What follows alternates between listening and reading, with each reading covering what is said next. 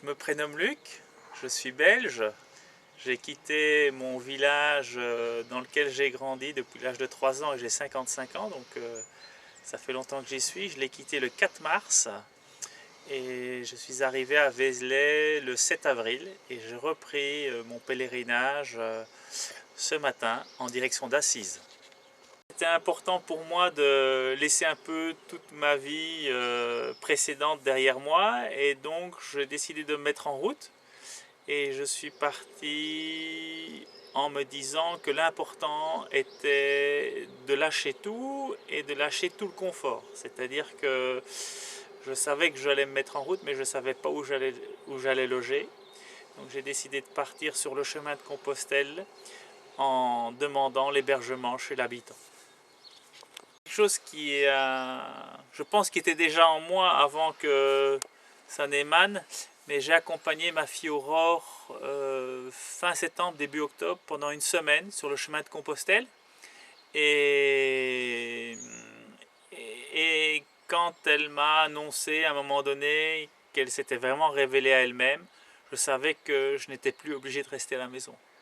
Donc dès que j'ai su qu'elle allait rentrer, je savais que moi j'allais partir.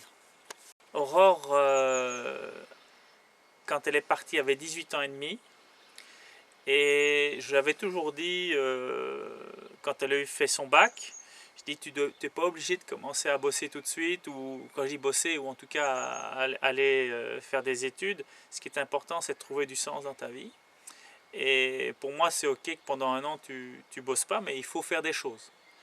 Et alors, elle m'a dit, mais je vais aller à Compostelle et je veux apprendre à me connaître.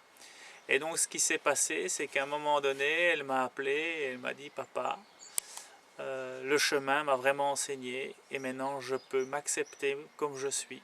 Et aujourd'hui, je m'aime. Et après ce coup de fil, je lui ai dit durant le coup de fil, mais je dis, écoute, moi j'ai plus grand chose à faire en tant que papa, parce que quand un enfant annonce à ses parents qu'il s'aime, ben, il n'a plus besoin de tuteur, il est son propre tuteur. Voilà, ça fait maintenant 3-4 ans que moi j'ai arrêté mon activité professionnelle, donc j'étais indépendant, j'avais une activité qui me prenait énormément de temps et j'ai fait en sorte de mettre tout à plat, et en faisant ça, j'ai accompagné plusieurs projets et au jour d'aujourd'hui, je n'arrivais pas à trouver ma place de juste dans ces projets-là, et ne la trouvant pas, et ayant été inspiré par ce qu'Aurore avait fait, je me suis dit que la meilleure chose à faire pour moi, c'était de partir. Partir, c'est un prétexte, mais ce qui est important, c'est d'être en chemin, parce que c'est le chemin qui enseigne. Je me suis rendu compte de ça maintenant depuis 6 semaines que je suis en route. C'est que quand on est seul à marcher, en tout cas je vais parler pour moi, en étant seul à marcher, je suis confronté à tout ce qui peut révéler des difficultés par rapport à l'appréhension des choses dans la vie. Ça m'a permis d'avoir énormément de réflexion aussi par rapport à ma position dans la société, ma position avec Aurore, et aussi par rapport au projet que j'ai.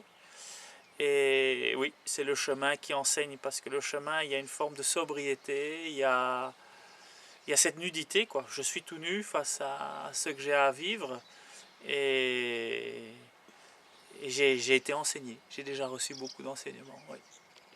Aujourd'hui, pour ma part, j'ai plus de projets vraiment personnels. Par contre, j'ai vraiment fait le choix de mettre au service de projets. Et les projets actuels que je soutiens, ce sont des projets d'une école, une école alternative pour les enfants. Et j'accompagne également une communauté qui essaye de propager le plus possible, je ne vais pas dire des choses alternatives, mais qui essayent d'amener plus de conscience dans la société.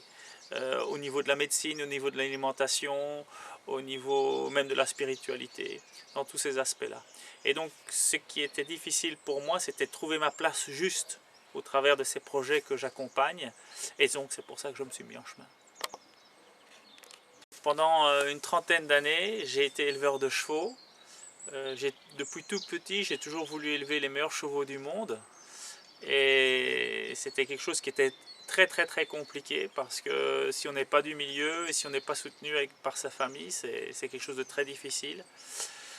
Et donc j'ai vécu entre 15 et 20 ans dans une grande précarité qui n'était pas une pauvreté mais qui était une précarité. Et puis quand la machine s'est mise en route, ça a été, je veux dire, comme une locomotive qui était lancée, qui était presque inarrêtable. Et c'est là que je me suis rendu compte que je ne voulais pas être à la tête de quelque chose que je ne maîtrisais plus. Et c'est pour ça que j'ai arrêté. Mais j'ai atteint les objectifs que je m'étais donnés, qui étaient d'élever des chevaux olympiques et d'être un des meilleurs éleveurs de chevaux de concours hippiques au monde, ce qui est le cas aujourd'hui.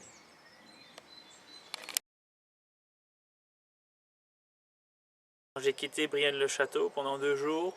J'avais quelque chose qui me tracassait et qui me restait dans la tête, et je me rends compte que j'étais parti sans avoir réglé ça, et ça m'a mis dans une colère énorme.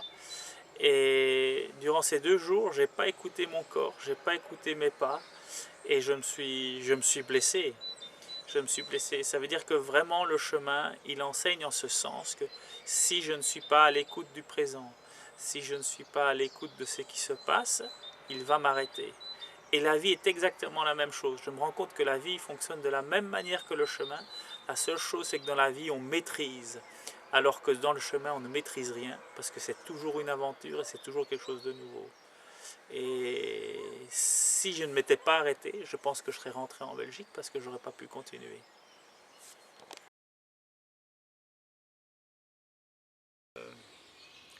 La nature est le plus bel accompagnant.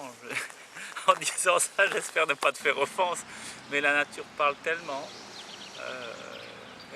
Pour moi, elle est nourrissante, elle est régénérante, et le silence accompagne, parce que j'avais écrit ça dans un des posts que j'avais fait aux gens qui me suivent un petit peu. La plus belle chose qui soit avec moi, c'est la présence, parce que le temps n'existe quasiment plus. Quand on marche, je me suis rendu compte que le temps n'existait plus, et je leur avais écrit, j'ai parfois le sentiment que je suis parti hier, tout comme je suis parti il y a 1 mois, et je ne vois pas la différence. Il y a une telle légèreté dans la marche que... D'ailleurs, hier matin, en repartant, j'étais dans une joie profonde, et c'est comme si je retouchais cette présence intime à moi-même. Oui, parce qu'en fait, hier, t'as repris.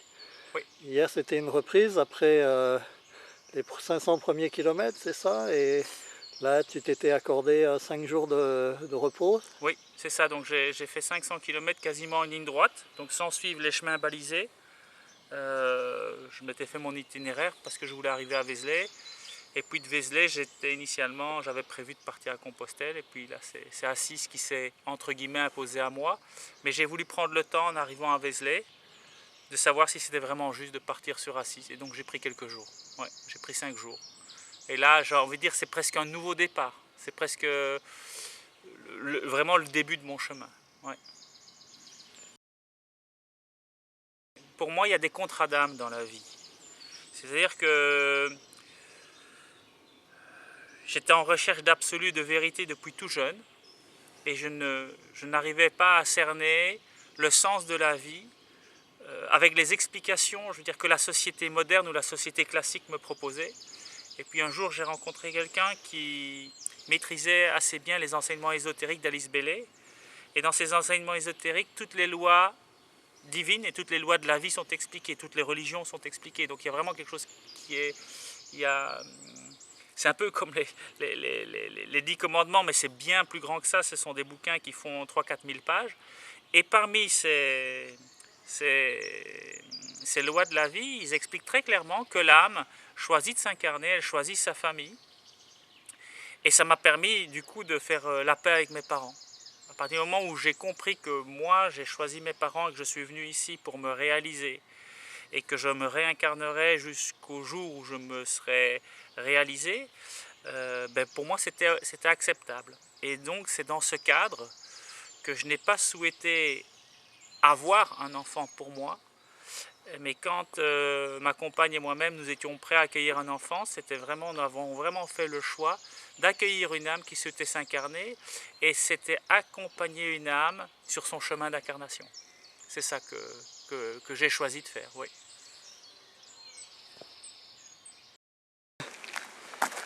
Luc, Nos chemins vont se séparer par ici. Adieu et bonne route. Merci pour tout. Allez, ciao. Merci Frédéric.